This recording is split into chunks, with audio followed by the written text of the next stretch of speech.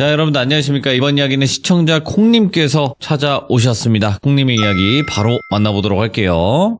안녕하세요. 네, 반갑습니다. 네, 반갑습니다. 오늘은 일본 이야기가 아니라 미국? 이야기입니다. 네, 미국의 이야기인데 일단은 어떤 이야기인지는 항상 들어보면 아는 게 바로 콩님의 이야기니까 바로 출발을 해보도록 하겠습니다. 렛츠가! 콩입니다. 콩이죠.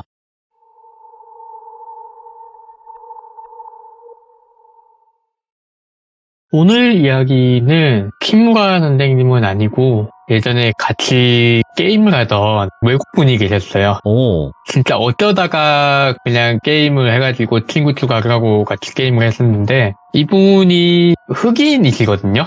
그러니까 흑인들 같은 경우, 특히 미국 같은 경우에는 인종별 커뮤니티라는 게 되게 발달이 돼 있어요. 네. 흑인들은 흑인 사회가 있고 아시아인들은 또 아시아 사회가 있고 네. 또 백인들끼리 모이는 백인들 안에서도 이제 라틴 아메리칸 계열이라든지 이런 사람들도 따로 모이고 인종별 커뮤니티가 많기 때문에 자기네 커뮤니티들 안에서 도는 얘기 같은 것들이 많대요.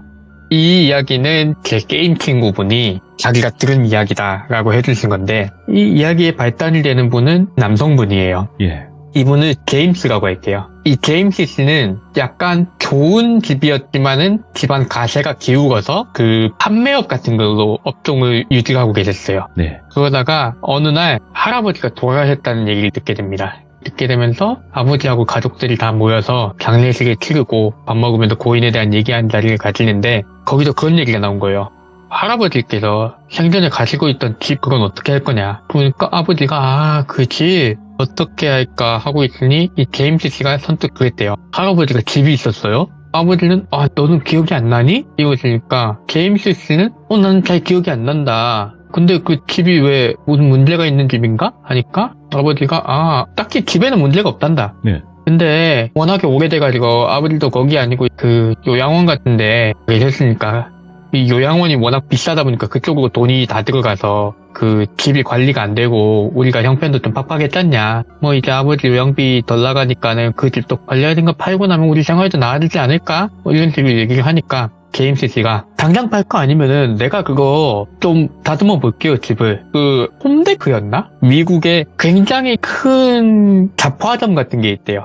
정확하게 따지면 인테리어나 자동차 관련 이런 거 되게 크게 하는 되게 큰 마트가 있는데 아무튼 이름이 홈 어쩌고였는데 거기서 판매직으로 일하고 있으니까 내가 일하면서 직원가든지 아니면은 주변 사람들한테 싸게 얻어서 그런 것들로 그 집을 깔끔하게 꾸며놓으면은 팔기가 더 좋지 않겠냐. 그러니까 아버지가 근데 반응이 영 시큰둥하더래요. 아들을 못 믿어서 시큰둥한 게 아니라 딱히 아들을 그 집에 보내고 싶지 않다는 느낌이었대요. 근데 이 제임스 씨가 워낙에 그거를 강하게 주장을 하는 거예요. 왜냐면은 제임스 씨의 생각은 내가 이걸로 이 집을 제대로 꾸며서 제대로 가격을 받을 수 있으면은 아버지가 나를 좋게 봐주실 거고 아버지가 나를 좋게 봐주시면은 이 제임스 씨 미국 누나가 한 분 계셨는데 누나한테 보다 나한테 더 신경을 써주시면 내가 나중에 물려받을 것도 더 많아지지 않을까? 하는 그냥 소소한 흑심이 있었던 거죠. 그래 알아서 해봐라. 오케이 네가 알아서 해봐. 대신 하다가 무슨 일 있으면 꼭 나한테 연락하기. 아버지가 허락을 내주신 거예요. 그 제임스 씨가 할아버지 집 주소도 받고 해서 보니까 생각보다 그 집은 왜 지금까지 찾아가지 않았나 싶을 정도로 되게 가까이 있었대요. 그냥 생각했던 것만큼 어지러운 집도 아니었고 아무리 생각해도 나쁜 거라고는 이 집 주변에 다른 집이 없어요. 이 주택 부지 자체가 굉장히 띄엄띄엄하게 있는 구간이었나 봐요. 미국 같은 경우에 그런 구간도 꽤 많다고 하는데 그래서 꼭 이 집에서 그냥 꾸며가지고 팔면 잘 받겠는데 가격? 해서 집을 꾸미기 시작했대요. 그냥 먼지만 좀 털어내고 벽지 좀 새로 바르고 배관 같은 거 워낙에 손 안 댔으니까 녹슨 거 좀 키워주고 그러고 나니까 사람 사는 집쯤 됐다. 이 정도면 사람 사는 집이고 팔만한 집으로 만들어야지 하고서는 막 집에 인테리어 같은 것도 조금 손보고 그러다 보니까 맨 마지막으로 남은 데가 어디냐? 수영장이 있었대요 집에. 미국 같은 경우에는 단독주택 같은 거 해놓으면은 집 뒤에 작게라도 수영장이 있는 그런 집들이 보이잖아요. 그래서 그 수영장이 있는데 여기가 난관이겠다 싶은 거예요. 왜냐면 수영장이라는 건 물이 들어갔다 나가는 데고 땅 밑으로 깊숙이 파져 있는 데고 하다 보니까 청소를 하기가 어려운 거죠. 이게 물 청소를 하려고 치면 물을 빼야 되는데 물을 빼기 전에 안에 쌓인 것부터 해야 배관을 안 막을 거고 배관을 안 막게 그걸 다 치우려면 안에 그 쌓여있는 거를 밖으로 다 퍼내야 될 거고 듣기만 해도 고생길이 쫙 넘친다 싶잖아요. 그래도 어쩌겠어요. 집을 저렇게 잘 해놓고 팔겠다는 야심을 가지고 있는데 이것만 안 해놓으면 이것 때문에라도 사람들이 집을 보러 와가지고 실망할 수 있으니까 열심히 키웠대요. 열심히 키우고는 그 집을 드디어 완벽하게 정리가 된 거예요. 와, 이제 이 집을 팔아야지 하고 이 집을 팔면은 집 한 돈 조금이라도 주실까 하고 생각을 했는데 이 사람들이 몇 번 보고 오고 그러다 보니까 안 팔리는 거예요, 집이. 핑계는 여러 가지였대요. 집이 너무 외딴 데 있다. 가격에 비해서 집이 작다. 한 1, 2년 정도 그러니까 에라이 안 팔고 만다. 집안에서도. 에라이 이렇게 된 거 할아버지가 가지고 있던 집 그냥 우리가 살자. 좀 정리해가지고 그러면 집세도 안 나가고 좋겠네 우리도. 그래가지고 집을 넘어가게 된 거죠. 생각보다 사람들이 작다고 했지만은 그렇게 작지 않은 집이었고 수영장도 있겠다. 여름에 좋고. 이래가지고는 제임스 씨가 그 집에서 살고 아버지가 돌아가시고 네. 어머니도 돌아가시고 시간이 흐른 거죠. 그만큼 안 좋게 돌아가신 게 아니라 시간이 흐르고 제임스 씨의 딸이 생기고 누나가 그 집에서 나가고 딸도 독립했고 어쩌다 보니 부인하고 제임스 씨 둘만 남아서 노후를 보내게 된 거예요. 그 집에서. 근데 딸이 결혼할 사람을 보여주고 온대요. 근데 조금 그런 게 있어요. 제임스 씨도 약간의 그 인종차별까지는 아닌데 백인이 흑인보다는 살짝 낫지 않나? 우리가 아무리 그래도 소셜한 계급이 사회적인 소셜 카스트 같은 게 아무리 그래도 흑인보다는 우리가 높지 하는 베이직한 백인의 우월한 생각이 깔려있는 그러다 보니까 따님이 배우자고 흑인을 내려온다고 하니까 싫은 거예요. 본인은. 근데 내색할 정도로 인종차별주의는 아니에요. 그러니까 괜히 딸의 남자친구를 정말 못마땅해 하는 아버지의 모습을 보여준 거죠. 그러다 보니까 뭐 이렇게 투닥투닥하고 몇 번 보여주고 올 때마다 그렇게 투닥투닥하니까 뭐 그래도 결혼할 때쯤 되니까 좀 풀리더래요. 결혼할 때 되서는 사위 넥타이도 매주면서 너는 내 딸내미한테 자기 조금이라도 삐끗하면 너 깜빵에 내가 넣을 거야 이러면서 협박도 하고 결혼까지 시켜놓고 손주까지 보고 나니까 사위 덕에 그 인종에 대한 그런 것도 많이 죽고 사위도 장인어른이 좀 꼬장꼬장하고 그런 끼가 있으시긴 했는데 그래도 사람이 나빠서 그런 건 아니고 많이 좋아지셨다 이거죠. 자주 놀러 오게 됐대요. 근데 손주가 생기니까 이것저것 해주고 싶잖아요. 그러다가 막 이걸 뭘 해줄까 하다 보니까 어느 날 여름에 수영장에다가 작은 보트를 띄워보기로 한 거예요. 이게 수영장이 한 5, 6명 들어가면은 수영을 한다기보다는 목욕탕처럼 둘러앉아야 되는, 둘러앉아서 좀 빙빙 걸어다니는 그렇게 넓지 않은 수영장이라는 감이 오잖아요. 미국 성인 기준으로요.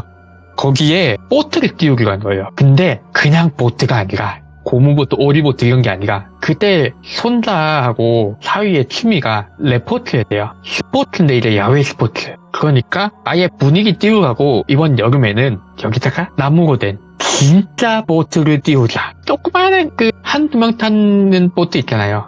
그거 그냥 띄워만 보자. 앞으로 안 나가도. 애들이 좋아하겠지? 이때쯤 되니까 이분은 손재주도 많아진 거예요. 그 홈 어쩌고 하는 데서 일을 하다 보니까 그런 거에 접할 기회도 많았고 그런 걸 잘하는 사람들도 근처에 많았고 손주 생각에 손주가 여름에 언제 온다 딱 날짜를 확정을 받자마자 땅땅 두드려가지고 딱 어른 하나 애 하나 앉으면 딱 되는 사이즈의 보트를 만들었대요.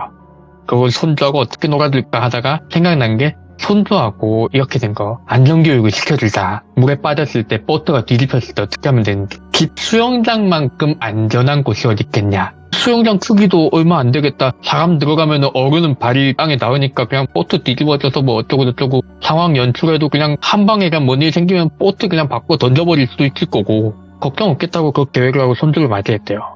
역시나 너무 좋아하죠. 할아버지가 나를 위해서 보트를 만들어줬어. 우와, 보트 색깔도 내가 제일 좋아하는 색깔이야. 우와 하고선 손들 난리 났죠. 사위도 와, 장인어른 저런 것까지 하실 줄 아셨습니까? 와, 놀랍습니다. 와, 우리 아들 근데 아들 저거 기운 너무 넘쳐가지고는 감당 안 될 것 같아요. 장인어른 진짜 도와주셔야 돼요. 이러니까 제임스는 안에서 가슴이 막 부푼 거죠. 어깨가 올라가고 와, 내가 손주를 저렇게 기쁘게 했다 하면서 그렇게 보트를 뒤집어주고 막 이렇게 노는 거예요. 그러다가 어떤 걸 하게 된다면은 그게 있어요. 만약에 내가 뭔가 위험한 상황이 생겨서 물속에 들어가서 숨어야 되는데 내가 잠수를 잘 못하거나 오래 숨어 있어야 되면은 나무 보트 같은 건 움푹하잖아요. 안에가 보트를 일부러 뒤집어서 물에 들어가서 보트 안쪽으로 머리를 내밀고 그러고서 수영을 하고 있으래요.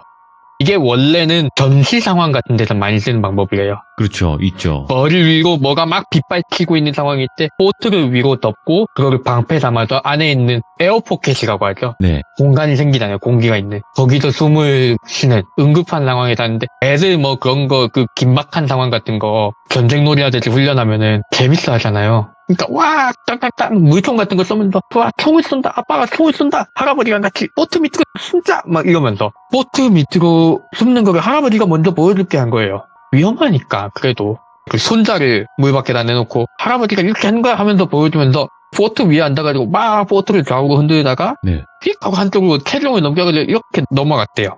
보트가 넘어가고 푹 하고 제임스 씨가 물속으로 들어가고 제임스 씨는 물속에서 눈을 뜨고서는 대낮이었대요. 당연히 밤은 위험하고 추우니까 낮에 따뜻할 때 하니까 열심히 청소해놓고 지금까지 갖고 온 수영장에 하늘색 타일이 보이고 위쪽에는 햇살이 보이고 햇살 가운데 보트가 떠있는 거 보이는 거예요. 거기 수영장 바닥에 앉아서 본 거죠. 왜냐면 발을 디디고 일어서면은 성인으로 설 수 있는 정도니까. 그래가지고 잘 일어섰대요. 수영장 높이가 대강 성인 남성이 수영장에서 발을 딛고 서면은 180cm 정도 기준으로 간신히 딱 어깨선까지 물이 올라온다고. 수영장이니까 그래도 좀 깊이가 있는 거죠, 애들한테는. 제임스 씨가 딱 180이 조금 넘었대요.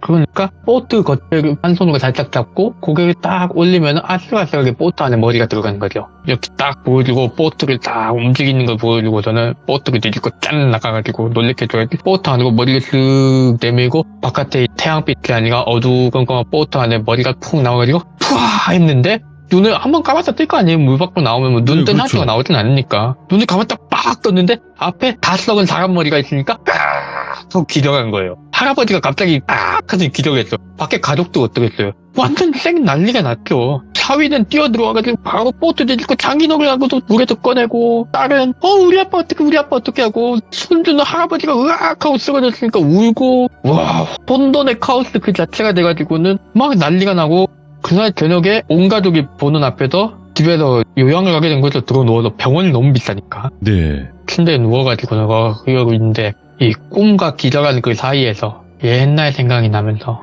제임스 정신 차려 제임스 어서 제임스를 꺼내 이런 소리가 들리더래요. 그러면서 자기가 물 밖으로 끌려나가는 장면이 있는데 제임스 씨는 그때 그렇게 생각했대요. 왜 내 다리가 이렇게 짧지? 그러고는 정신이 들고 나니까 온 가족이 무슨 일이 있었냐 이러니까 내가 그게 막 이러는 거예요. 제임스 씨가. 왜냐면은 남자잖아요. 미국식 상남자. 귀신 같은 걸 봤다는 얘기를 하면은 쪽팔리잖아요. 아니야 아무것도 아니야 이러고 넘긴 거죠.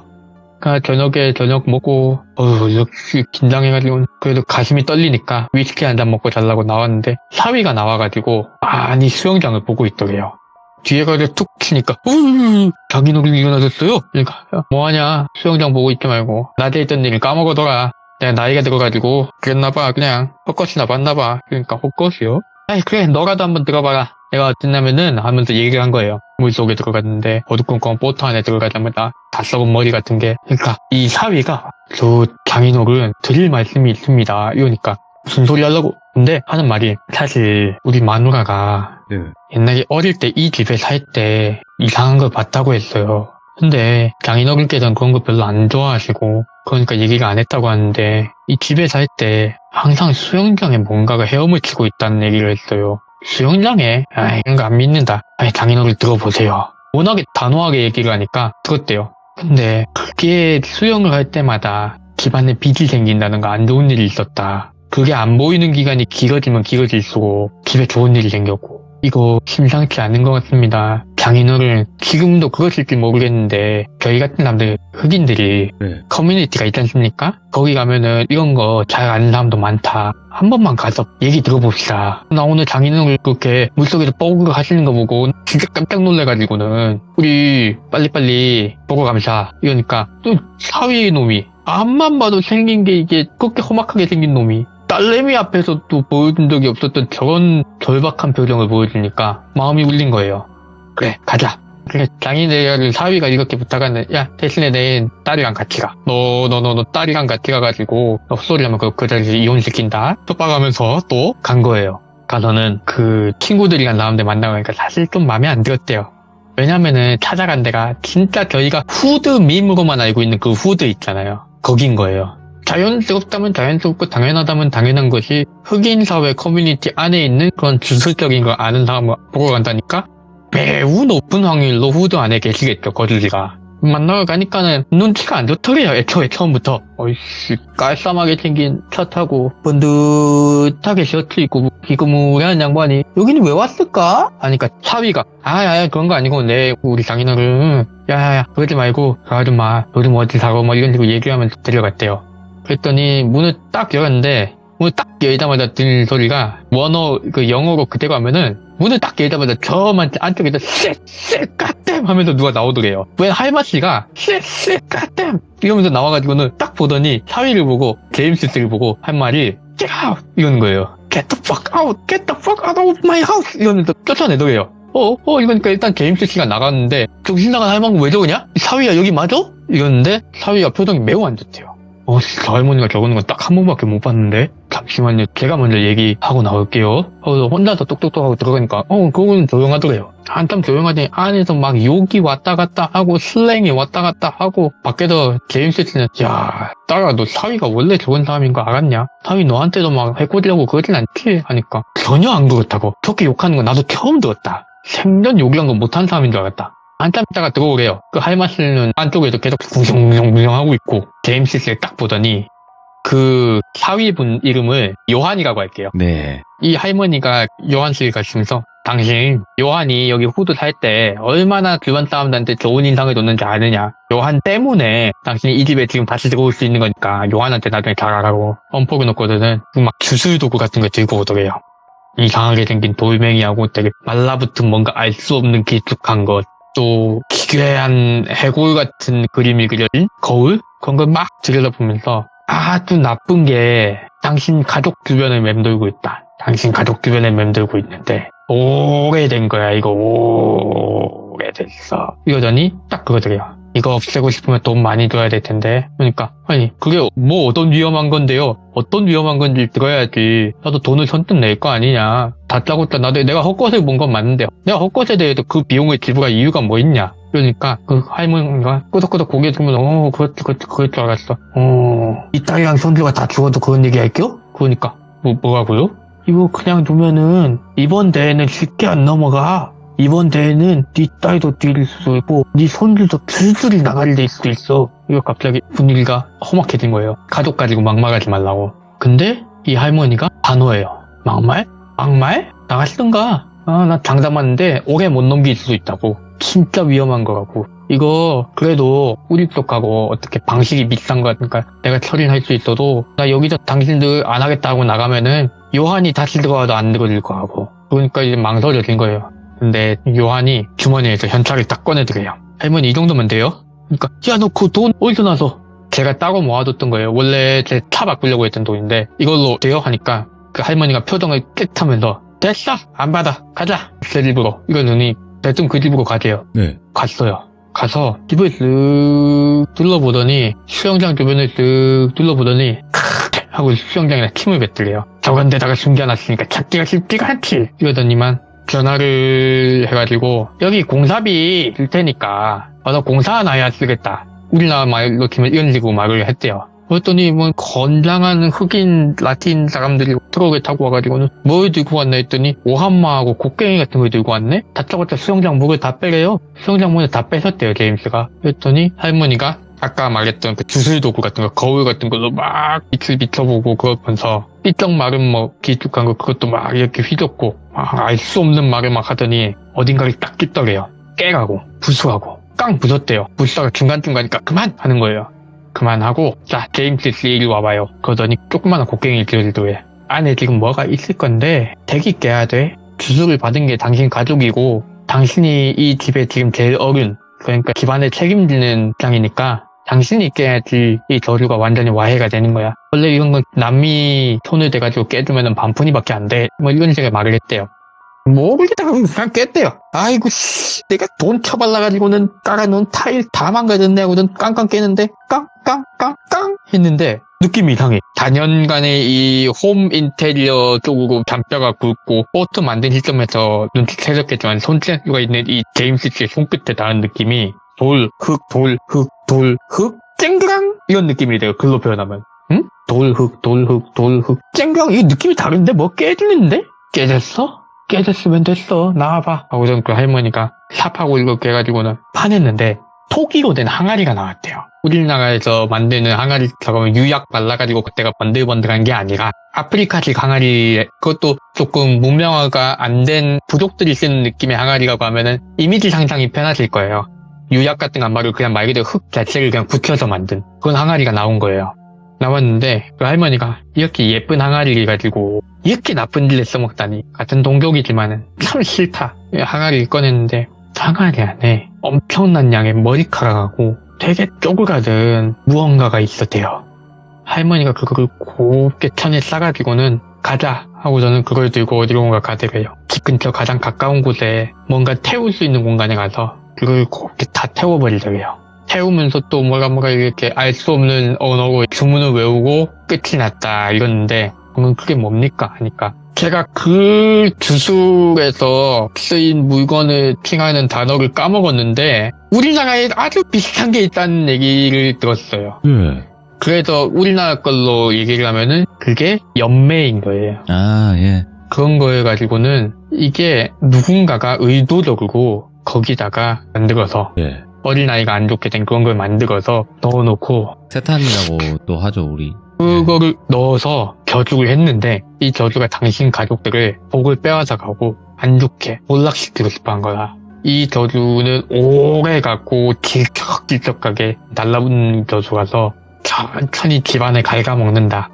당신들의 혈육이 끊길 때까지. 오랫동안 가난에 찌들고 가족들이 서로를 못 믿게 되고, 그리고 가족이 완전히 찔러지고 결국은 한 명 한 명 고통스럽게 긴 고통 끝에 생을 마감하게 하는 악질적인 저주다. 네. 주변에 원한 살만한 사람 없었나 하니까 모르겠대요. 그러면서 고개를 끄덕끄덕 하면서 그 할머니가 모를 수도 있다. 항아리 상태도 그렇고 안에 든 내용물도 그렇고 요즘만한 건 아니라고. 분명 위에 이 집을 처음 살 때쯤에 다른 가족이었을 수도 있고, 대수가 없을 결혼이라든지 혹은 뭐 혈연이 엮여서 그랬을 수도 있고, 아무튼 재수가 없었으니까 조심해라. 그리고 요한한테 잘하고 이러고서는 떠나셨대요. 네.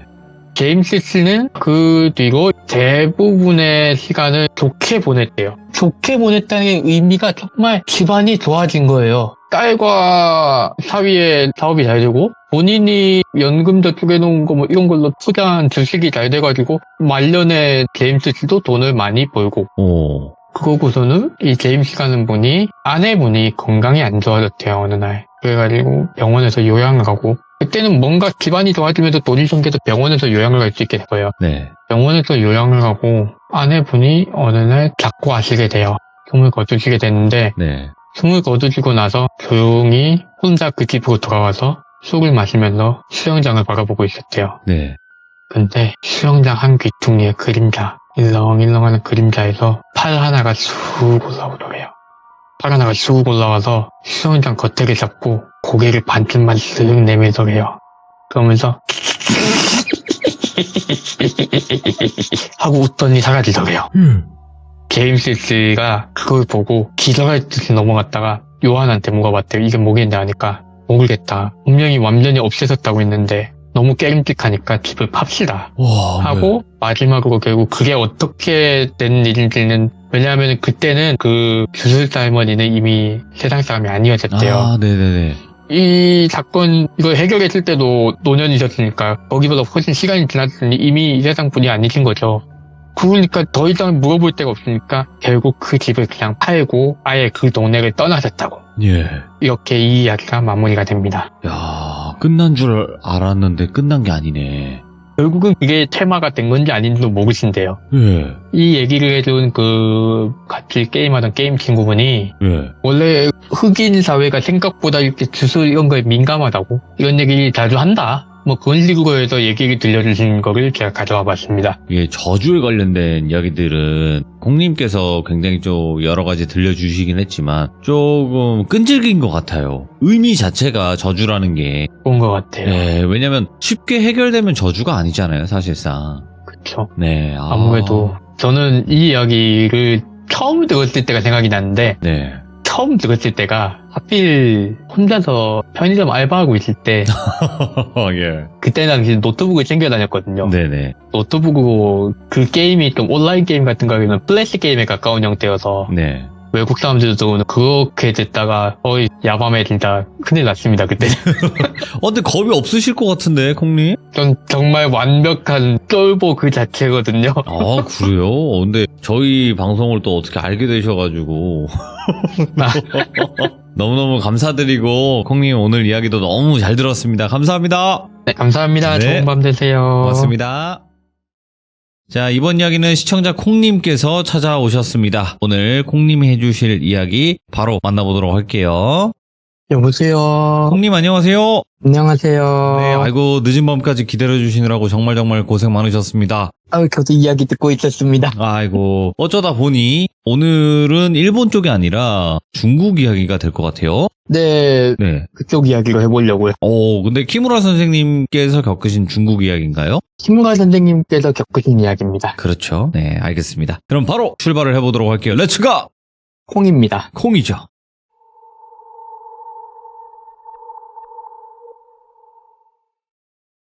이번 이야기도 키무라 선생님이 겪으신 이야기고요. 키무라 선생님이 영매사 일을 하시면서 본인 능력으로 해결 안 되는 일을 다른 분한테 요청하기도 하다 보니까 인맥풀이 굉장히 넓으신 거죠. 중국에 사는 어느 어르신께서 이분이 무슨 제사를 지내야 된다. 근데 올해는 어쩌다 보니까 도와줄 사람이 별로 없는데 내가 그 자네 여름 휴가처럼 지원을 싹 해줄게. 그거 제사 한 번만 빨리 도와주고 올해 여름에는 중국에서 한번 휴가 보내볼래? 이렇게 제안을 주셨대요. 키무라 선생님이 비교적 젊으실 적의 이야기예요, 이거는. 그러니까 지금으로부터는 한 몇십 년 전인 거죠. 네. 키무라 선생님이 그럼요, 도와드리죠 하고서는 비행기를 끊고 중국으로 가셨어요. 중국으로 가니까 그 어르신께서, 이분은 그냥 어르신이라고 할게요. 어르신이 키무라 선생님 오는 거 기다렸다가 아이고 키무라 선생님 왔어? 우리 조금 바쁘니까 빨리 일 끝내고 쉬자. 그러더니 차를 태워가지고 어디로 데려가시더래요. 거기 그쪽으로 제사에 필요한 거는 다 보내놨고 내가 우리는 몸만 가면 된다. 네. 그래서 차를 타고 갔는데 중국의 어느 시골 마을로 가더래요. 중국은 땅이 엄청 넓잖아요. 그렇죠. 그렇다 보니까 시골 마을이라고 하면은 진짜 어떤 데는 전봇대도 없는 거예요. 땅이 워낙 넓고 하니까 인프라 시설이 별로 없는 거죠. 진짜 그런 시골이었대요. 상상하기 쉽게 얘기하자면은 우리 다큐멘터리 같은 데 나오면은 중국 소수민족들이라고 나오면서 되게 네모났고 창문도 그냥 나무 창문 해가지고 집 한 10채 정도만 있고 그게 마을이라 하는데 그런 데를 가셔서 그때 마을이면은 사람이 있어야 되잖아요. 마을은 사람들이 집을 짓고 모여서 사는 곳이니까 사람이 아무도 없는 거예요. 사람이 아무도 없고 이 어르신이 미리 보내놨다던 물건들만 와 있어요. 그러게 제사상 차릴 것들 규모가 꽤 크더래요. 한두 사람 제사상이 아니구나 이게. 마을은 또 이렇게 조용하고 아무도 없는 거 보니까 이 마을 전체에 대한 그런 제사를 지내주시는구나 이렇게 생각을 하고 준비를 했대요. 제사상을 이렇게 차리는데 음식이 딱히 좋은 음식들은 아닌 거예요. 왜 제사를 지내면은 죽은 사람한테 망자에 대한 예의랄까? 예. 망자에 대한 접대를 해주는 거죠, 저희가. 산 사람이 망자를 위해서 간을 풀어라 하고서는 부탁을 하는 입장이고, 그렇다 보니까 부탁을 하기 위해서는 좋은 걸 준비해서 상을 차려주는 게 기본인데, 표현을 이렇게 하더라고. 콩밥 먹이는 것 같았다고. 우리나라 사람들은 이렇게 이해하면 편할 거예요. 마치 그냥 죄수들 콩밥 먹이는 것 같은 밥들이 제사상에 올라가더래요. 제사상에 밥을 딱 차려놓고 제사를 지냈대요. 중국 제사는 우리나라 제사하고 비슷하다고 생각하면 이해가 빠르실 거예요. 제사상을 올리고 향을 피우고, 왜냐면 불교 계통의 영향이 많이 크기 때문에 대체로 그런 식으로 이렇게 제사상을 차리고는 평범하게 제사를 드리고 그날 밤에는 밤이 너무 늦었으니까 거기서 자고 가세요. 왜냐면은 여기가 굉장히 시골이라 차를 타고 들어오는데도 굉장히 오프로드 느낌으로 들어왔고 제사를 지내는데 이게 음식을 차려놓고 향을 피우고 제사가 하면 청문도 읊고 하면은 오래 걸리잖아요. 규모가 클수록 시간은 더 걸리니까. 네. 제사를 하고 나니까 해가 져버려가지고 여기서 자고 가자는 거예요. 그때 당시에는 키무라 선생님이 아직 제자분도 없었을 때예요. 이렇게 잘라고 누웠는데 굉장히 귓가가 시끄럽더래요. 시끄러운데 이런 소리가 막 나더래요. 맛있다 이런 소리가 나더래요. 그러니까 키무라 선생님 이게 망자들이 와가지고 밥을 먹고 가는구나. 근데 소리가 이상하다. 보통 마을 사람들의 망자라고 생각하면 아이고 제사장이 왔네, 마을 사람들 와보세요. 망자들도 기본적으로는 살아있던 사람이 생을 마감을 하고 그게 영이 남은 거니까 살아있던 시절에 그냥 평온하게 갔으면은 그저 그렇게 나오는 거죠. 근데 이거는 소리가 아귀 저리 가라는 걸신 들린 소리가 나는 거예요. 그랬더니 키무라 선생님이 너무 궁금해진 거죠. 너무 궁금해서 살짝 일어났대요. 그때는 키무라 선생님도 젊을 때가 지금보다는 많이 무모하신 타입. 약간 경험이 적으신 거죠. 그래가지고는 궁금한데 하고 저는 창문 밖으로 살짝 이렇게 봤는데 키무라 선생님은 영안이 되게 흐릿하게 보시는 분이라 똑똑히 안 보이니까 가방에서 뭘 꺼내셨대요. 가방에서 연고 같은 걸 꺼내신 거예요. 그때 당시에는 키무라 선생님도 이렇게 도구 같은 걸 많이 의지하셔서 영안이 또렷하게 튀어있는 계좌분도 없을 때니까 본인이 이런 걸 해결하기 위해서 본인이 보기 위한 수단을 준비를 한 거예요. 이런 연고 같은 걸 만드는 기방이라든가 이런 거를 챙겨가지고 혼자서 처리할 때 쓸 수 있게 그걸 눈에 바르신 거죠. 눈꺼풀에. 그래가지고는 번호는 살짝 뜨고 봤대요. 근데 제사상 주변으로 삐쩍 마른 사람들이 그 사람인지도 사실 구분이 잘 안 됐대요. 되게 삐쩍 마른 사람들이 네 발로 기어와가지고는 제사상 위에 기어 올라가고 제사상 밑에 떨어진 거 주워 먹고 하면서 이게 밥을 준다더니 그냥 제사상이 아니라 시아귀를 하나 보다. 시아귀라고 해가지고 불교 행사 중에서 아귀들한테 밥을 주는 행사가 있어요. 아귀들한테 먹을 것을 베풀어서 고통을 덜어주는 그런 게 있는데 그런 건가? 그냥 제사가 아니었나? 그렇게 생각하는데 뒤에서 조용히 누가 오는 게 느껴졌대요.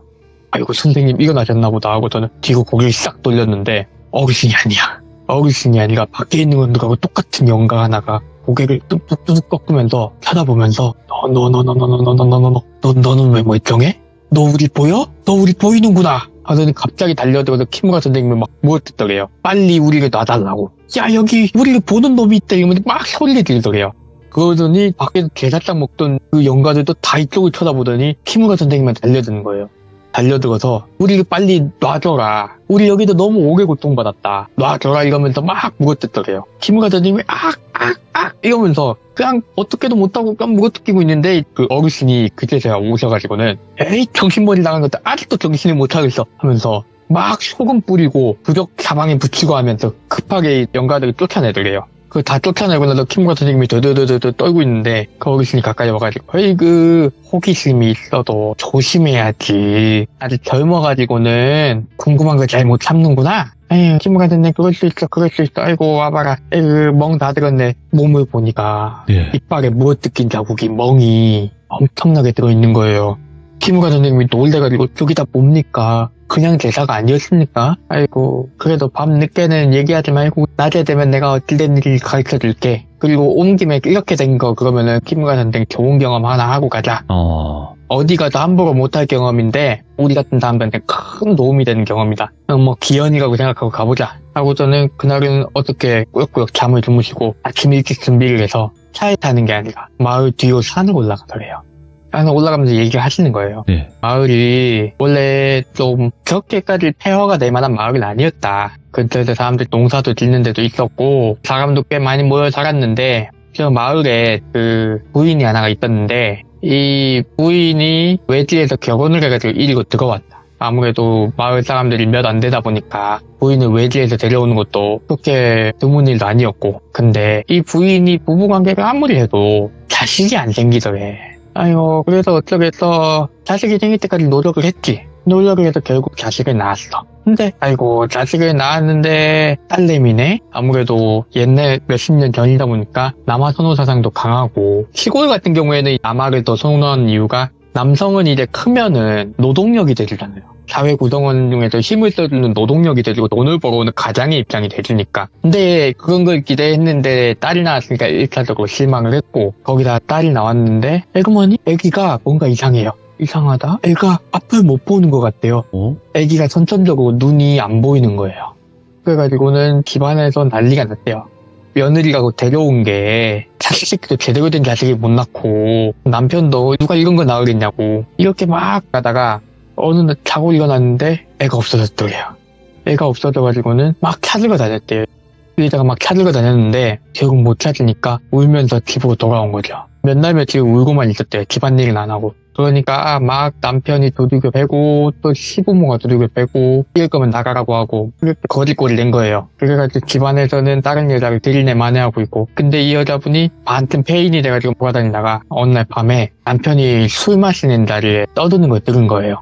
그거 어차피 밥만 툭 낼 거 여기 어디다가 묻어두고 왔다고. 그러니까 이 여자가 눈이 돌아가가지고 그때부터 온 산을 들이면서 파고 다녔대요. 온 산을 들이면서 내 딸 가면서 아가야 어딨니 아가야 어딨니 하면서 막 산을 다 파헤치고 다녔대요. 예. 그랬더니 마을에서 미친 여자가 나왔다고. 그런데 이 여자가 막 파고 다니다가 어느 날 갑자기 남편한테 와가지고 우리 딸 키울 수 있어요 하면서 우리 딸 잘 키울 수 있어요 하면서 그때는 사람이 너무 피폐해져서 말도 어눌하게 하더래요. 우리 딸 키울 수 있어 괜찮아 이러면서 오더래요. 그러니까 찾으러 가자고. 아니 옆에 내가 뭔 소리 하고 탁 쳤는데 톡톡톡톡 뭐가 떨어지더래요. 반짝반짝거리는 옥이 떨어지더래요. 이게 옥이라고 하면은 중국 사람들은 옥 진짜 좋아하거든요. 예. 뭐 청옥, 백옥 할 거 없이 깨끗하고 좋은 옥은 네. 그것만으로도 돈을 엄청 쳐줘요. 꽤 알맹이가 큰 옥 원석이 예. 떨어지는 거예요. 그러니까 너 이거 어디서 줬어? 뒷산에 꼭 나오는 동굴이 있다고. 그래가지고는 남편이 눈이 뒤집어져서 그래 그럼 그거 찾으면은 딸 데리고 살 수 있지. 거기서 어디 있는데? 우리 딸부터 찾아야 된다고. 그래 올라가면서 가르쳐주면 찾아줄게. 이렇게 타일인 거죠. 그래가지고 이 여자분이 옥이 나온다는 동굴을 가르쳐줬어요. 그랬더니 그 안에 진짜 벽이 다 옥으로 돼 있더래요. 산에 아직 파내지 못했던 옥 광산 같은 게 있었던 거죠. 보통 사람들은 그렇게까지 깊이 들어가서 산사를 뒤질 생각은 안 했던 거고. 그래가지고는 이 남자가 눈 뒤집어져도 사람들하고 같이 옥을 캐기 시작한 거예요. 근데 찾아달라는 딸은 안 찾아주니까 이 여자가 한참 달라붙었을 거 아니에요. 우리 딸 찾아준다며 했는데 에이 뒤진 거 내가 어떻게 알아 하고 좀 쳐냈대요. 이 여자가 한참을 찾다가 어느 날부터 안 나오는 거예요. 마을에 사라졌대요. 근데 사람들이 신경을 안 썼대요. 왜냐면 정신 나간 여자 하나 없어졌으니까 차라리 잘 됐다고 혼송은 하는데, 이때 이 어르신이 이 마을에 제사를 지내주고 온 거예요. 예. 그러니까 이제 옥 광산 같은 게 생겼으니까. 중국 사람들 같은 경우에는 미신 되게 좋아해요. 그 사람들. 미신이라기보다는 토착신앙이죠. 민간신앙. 단순한 미신으로 취급하는 게 아니라 종교의 일종인데, 그 제사를 올려달라고 왔는데 어르신이 와서 보니까 저거 팔라고? 광산하려고? 저 광산까지 아니고 우리가 돌이나 좀 캐가지고 한몫 그냥 잡아보려는 거죠. 이러니까 어르신이 고개를 레를 저었대요. 그때 니들 저거 파면 안 될 것 같은데? 어르신 무슨 얘기세요? 느낌 되게 안 좋다야. 저거 파지 마. 무슨 일 있었어? 아니 아무 일도 없었어. 우리 아무 일도 없었고. 저거 진짜 파면 안 돼요? 나 저거 팔 것 같으면 제사 안 지내줄란다. 그러면 저희도 안 팔게요 하고 갔대요. 한참 신경이 쓰이더래요 그게. 그래가지고는 제사를 안 지내주고 어르신이 왔으니까 신경을 끈 거죠. 신경 쓰이면서도 신경을 끈 거예요. 괜히 그런데다 신경 쓰면 내 할 일도 못한다고. 어느 날 그 마을에 대한 소문을 들은 거예요. 마을 사람들이 전부 다 지금 알고 있다고. 신경 쓰지 말아야지 이랬는데 관계가 아예 없는 것도 아니고 찜찜한 것도 있고 해서 찾아갔대요. 찾아갔더니 마을 사람들이 죄다 쿡쿡거리면서 입에서 피를 토해가면서 그 옥을 캐니 뭐니가 문제가 아니라 한 사람도 멀쩡한 사람이 없는 거예요. 이게 무슨 어떻게 된 일인가 하니까 옥을 캐기 시작하고부터 얼마 안 돼서 제사도 안 올리고 옥을 캐기 시작했는데 한참 처음엔 좋았대요. 어느 정도 그 옥을 캐고 원석을 받고 내다 팔고 그렇게 도명이 쪼개가면서 좋은 옥 나쁜 옥 가려가면서 뭐 그렇게 팔고 했는데 예. 한 사람 한 사람씩 지킴 가는데 피가 나오더래요. 이게 광산일 가면 원래 근데 그건 폐병 환자가 많이 늘어나니까 예. 그건 건갑다 했는데 안 들어가는 사람들도 그러는 거예요. 그래가지고는 마을 사람들이 하나 둘씩 누구를 부르러 가려고 했는데 누구 부르러 나가면은 사고가 나고 의사를 불러도 맨날 똑같은 말 하는 거죠. 광산 같은 거 함부로 개발하다가 이렇게 진폐증 걸린다. 그 가구 들이마셔서 그렇다. 피를 토하고 그러니까. 근데 이렇게 되다 보니까 의사는 데려와도 똑같은 말만 하지. 의사를 데리고 오는 사람은 한둘 뿐이고 나가는 사람 사고 나가지고는 빈손으로 돌아오기 일쑤고. 이러니까 사람들이 죄다 병이 나가지고 이제는 마을이 안 돌아가는 거예요. 이거 뭐 있다 해가지고 이 어르신이 장비를 챙겨가지고 그 광산으로 갔대요. 근데 생각보다 깨끗한 광산인 거예요. 사실 광산이라고 얘기를 하고 있지만 설명과 이해를 위해서 광산이라고 하는 거지 그냥 동굴에 약간 그 옥맥이 살짝 묻혀있는 한 1, 2년 각 잡고 캐면은 다 떨어질? 그런 거여가지고 뭐 흙도 이렇게 날리는 흙이 아니라 딱히 그렇게 병이 크게 퍼질 게 아닌 것 같은데? 예. 하고 나왔대요. 나왔는데 뒤가 싸한 느낌이 들어서 뒤를 딱 돌아봤대요. 뒤가 싸한 느낌이 동굴에서 오는 게 아닌 것 같은 거예요. 이 싸한 느낌이 어디서 오는 걸까? 이 싸한 느낌이 그냥 싸한 게 아닌데 원기가 있는 것 같다 생각을 해가지고는 한 손에 부적하고 소금을 같이 쥐고 입에는 그 풀 같은 걸 물고, 이분이 그 영을 좀 또렷하게 말을 걸 수 있는 분이라 영감이 강한 분이라도 그런 준비를 하신 거예요. 준비를 하고서는 혹시 모르니까 산에 더 올라갔대요. 좀 들어갔는데 웬 나무가 있더래요. 커다란 나무가. 나무를 보자마자 흠칫 놀랄 수밖에 없었대요. 나무 밑에 웬 영가 하나가 뿌리에다가 자기 팔을 박아놓고서는 하늘을 향해서 무릎을 꿇고 고래고래 소리를 지르더래요. 예. 고래고래 소리를 지르면서 그냥 포기하고 여기서 이제 발 빼라고 내용이 그랬대요. 욕을 엄청나게 섞어서 얘기를 했지만은 줄이면은 그만 이 땅에 대한 뭔가를 포기를 하고 예. 떠나가고 이 나무에다 손을 받고 그렇게 소리를 막 지르고 있더래요. 그래가지고는 저거 위험한 거다. 우리 일단 물러났대요. 물러나서 그 마을을 일단 나가서 다른 사람들한테 막 연락을 하니까 어떤 분이, 이분 도사래요. 다른 도사분이 그 말을 딱 듣고서는 가보자. 내가 가보자고서는 그 길로 가서 그때쯤 가니까 마을 사람들이 거의 반은 죽었대요. 이미 반 정도는 망자가 돼버린 거예요. 그래가지고는 그 산에 다시 올라간 거예요. 산을 올라갔는데 이 마을 사람들이 뒤를 따라왔나 봐요. 자기 마을을 이기니까 헤어내지 못하고 데리고 올라갔는데 이 도사님이 거기 보자마자 아이고 큰일 날 일이래. 뭐길래 큰일 날 일이냐 하니까 저 영가 저거 지금 여기 토지 이 산신을 지금 보고 있다고. 그러니까 산신의 맥에다가 맥을 움켜쥐고서는 여기 이 산을 포기하고 떠나라고 지금 소리를 지르고 있다고. 그러니까 이거 어떻게든 제사를 지내야 된다. 넋을 달래야 된다. 이래가지고는 산 밑에서부터 먹을 거하고 막 바리바리 준비를 해가지고 마을 사람들한테 있는 거 없는 거 다 내놔가 해가지고는 제사를 올리려고 준비를 했대요. 제사를 올리려고 제사를 하는데 아니나 다를까 제사를 한 도중에 이 정신이 나가버렸던 부인의 그 남편 일가가 와가지고는 그 귀신이란 게 맞죠? 이러면서 막 제사상을 회방을 놓더래요. 뭘 잘한 게 있다고 저런 제사상까지 차려주냐. 테마가 테마 이러고 해악기가 한 거예요. 해악기를 하는데 제사상이 딱 엎어지니까 이거는 나중에 그 도사님이 어르신한테 얘기를 해준 건데 제사상이 딱 엎어지는 순간 그 나무가 가지고 있던 연기가 바람에 흩어지더라. 산을 포기하더라. 아무리 봐도 천륜을 어긴 것들이라 생각했는지 한신이 산을 포기하는데 산을 포기하니까 그 여자가 하늘에다 대고 태산부구님을 부르짖으면서 벌 받을 놈들이 벌을 받지 않고 있으니까 벌을 내려달라고 하늘에다 대고 치성을 올리더라. 예. 근데 이게 치성을 올리고 있으니까 기다렸다는 듯이 밑에서 너무 무서운 기운이 올라와서 내가 고개를 못 들겠다. 가지고 거울을 비춰봤다 내가.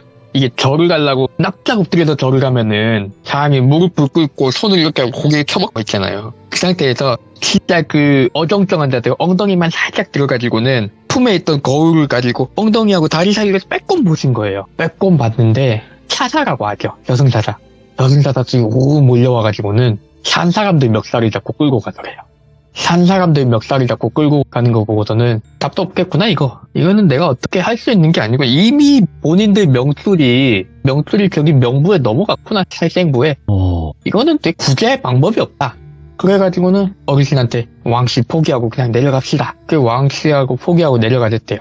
내려가니까 얼마 안 돼가지고는 그 내려가는 내내도 마을 사람들 왜 그냥 내려가냐. 다 하던 거 마저 해야 될 거 아니냐. 저 사람들 우리가 막으면 되는 거 아니냐. 그냥 다 뿌리치고 내려왔대요. 하여튼 그 안 될 게 눈에 뻔히 보이는데 뭘 하냐고. 어차피 다 글러먹었으니까 그냥 정리하고 내려놓고 그냥 순순히 받아들이셔 하고 그냥 갔대요.